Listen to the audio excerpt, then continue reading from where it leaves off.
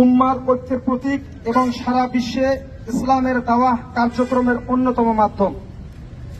আমরা লক্ষ্য করেছি যে সাম্প্রতিক বছরগুলোতে তাবলিগ জামাতের অভ্যন্তরীণ বিবাদ সংঘর্ষে রূপ নিয়েছে, যার ফলশ্রুতিতে প্রাণহানির মতো দুঃখজনক ঘটনা ঘটেছে, যা দেশের সার্বিক স্থিতিশীলতা ও শান্তি শৃঙ্খলার জন্য হুমকি স্বরূপ। এই পরিস্থিতি শুধু তাবলিগ জামাতেরই ক্ষতি করছে না, বরং বৃহত্তর মুসলিম সমাজের ঐক্য ও সৌহার্দ্যকেও প্রশ্নবিদ্ধ করেছে।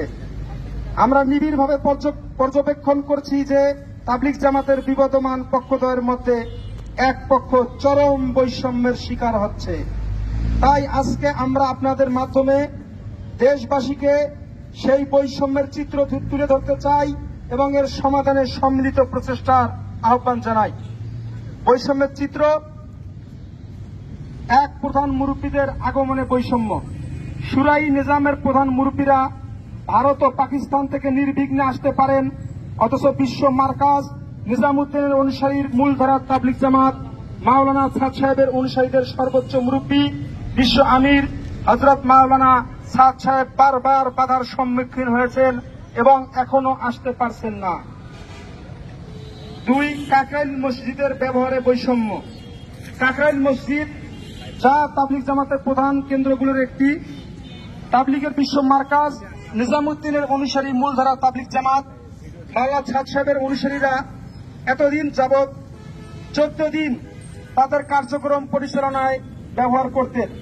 তারপর শুরাই নিজাম মাওলানা জুবাইর সাহেবের অনুসারীরা 28 দিন ব্যবহার করতেন।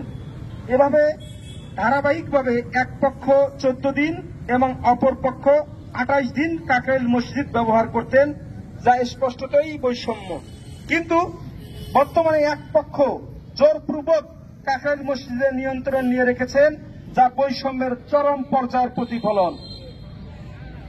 3, টঙ্গীর ইজতেমা ময়দানে নিয়ন্ত্রণের বৈষম্য। টঙ্গীর ময়দান, যা বিশ্ব ইজতেমার কেন্দ্রস্থল, বছরের অধিকাংশ সময় শুরাই নিজামের নিয়ন্ত্রণে থাকে। নিজামুদ্দিনের মূলধারার তাবলিগ শুধু ইজতেমার সময় সীমিত কয়েকদিন ময়দান ব্যবহার করতে পারে। 4, ইজতেমার সময় বরাদ্দে বৈষম্য। বিগত বছরগুলোতে শুরাই নিজাম প্রথম পর্বের ইজতেমা আয়োজন করে আসছেন। বিশ্ব মার্কাজ নিজামুদ্দিনের অনুসারীরা বারবার দ্বিতীয় পর্বে স্থান পেয়েছেন। 5, মসজিদ কেন্দ্রিক আমলের বাধা প্রদান ও বৈষম্য। বিশ্ব মার্কাজ নিজামুদ্দিনের মূলধারা তাবলিগের কর্মীরা বিভিন্ন মসজিদে গিয়ে আমল করতে গেলে প্রায়ই বাধার সম্মুখীন হন। মসজিদগুলোতে তাদের অবস্থান, দাওয়াহ কার্যক্রম এবং আমল পরিচালনায় শুরাই নিজামের পক্ষ থেকে বাধা প্রদান করা হয়।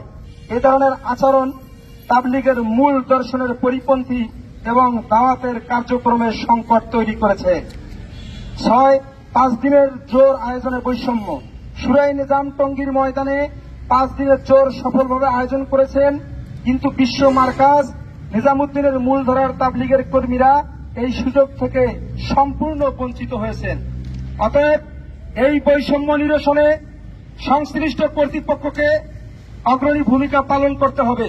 সাম্প্রতিক সময়ে সরকার গুরুত্বপূর্ণ কিছু উদ্যোগ গ্রহণ করেছে, আমরা এই উদ্যোগকে সাধুবাদ জানাই।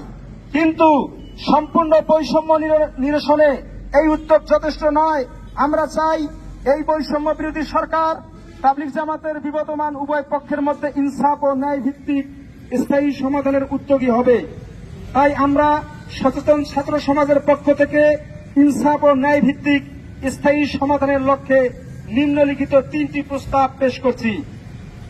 1 নম্বর প্রস্তাব: উভয় পক্ষই যেন তাদের সর্বোচ্চ মুরব্বীদের নিয়ে যার যার কার্যক্রম অর্থাৎ জোর, ইজতেমা ও অন্যান্য আমল পরিচালনা করতে পারে তা নিশ্চিত করতে হবে। 2 নম্বর, উভয় পক্ষের জন্যই কাকরাইল মসজিদ, টঙ্গীর ময়দান এবং দেশের প্রতিটি মসজিদে উভয় পক্ষের তাবলিগের আমলে সমতা নিশ্চিত করা। 3 নম্বর, দেশের সাম্প্রদায়িক সম্প্রীতি ও শান্তি শৃঙ্খলা বজায় রাখার স্বার্থে উভয় পক্ষকে একে অপরের বিরুদ্ধে কোন ধরনের উস্কানিমূলক বক্তব্য এবং কার্যক্রম থেকে বিরত রাখা এবং 2018 সাল থেকে 2024 সাল পর্যন্ত ঘটে যাওয়া সমস্ত অনাকাঙ্ক্ষিত হত্যাকাণ্ডের বিচার বিভাগীয় নিরপেক্ষ তদন্ত করে দৃষ্টান্তমূলক শাস্তির ব্যবস্থা করা। আগামী 20 জানুয়ারি 2025 তারিখের মধ্যে উপরোক্ত প্রস্তাবের আলোকে দৃশ্যমান কোন পদক্ষেপ গৃহীত না হলে বিগত 18 ডিসেম্বর 2024 স্থগিতকৃত প্রধান উপদেষ্টার বাসভবনের সামনে অবস্থান কর্মসূচি দেশের ছাত্র সমাজ এবং সচেতন নাগরিকদের নিয়ে আরো জোরালোভাবে পালন করতে বাধ্য হব ইনশাআল্লাহ। সচেতন ছাত্র সমাজের পক্ষ থেকে উপস্থিত সকলকে আন্তরিক ধন্যবাদ এবং মোবারকবাদ। আসসালামু আলাইকুম ওয়া রাহমাতুল্লাহি তাআলা ওয়া বারাকাতুহু।